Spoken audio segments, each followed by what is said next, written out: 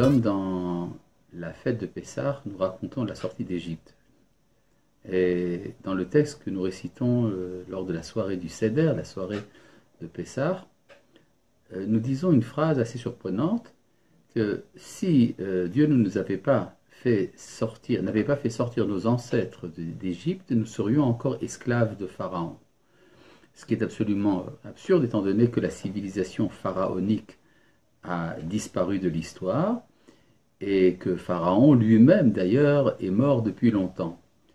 Mais le Rav Kook comprend qu'en fait, c'est une déclaration de type un peu métaphorique qui signifie que si Israël n'était pas sorti d'Égypte, l'histoire du monde serait restée figée, et même le Pharaon ne serait pas mort.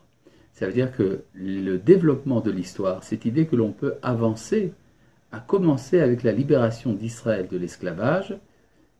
Si une nation d'esclaves a pu être libérée, ça veut dire que la liberté est possible dans le monde entier.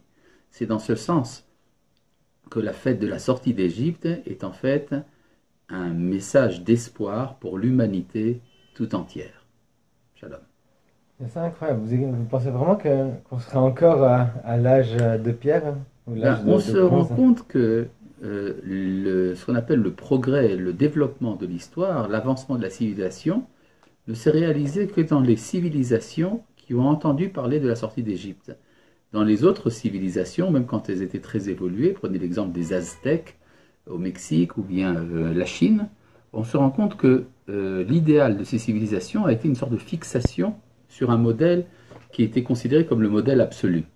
Cette idée qu'il y a une évolution historique permanente, qui est ce qu'on appelle le progrès, qui est une idée occidentale, ne se trouve que dans des sphères historiques dans lesquelles on a entendu parler de la sortie d'Égypte.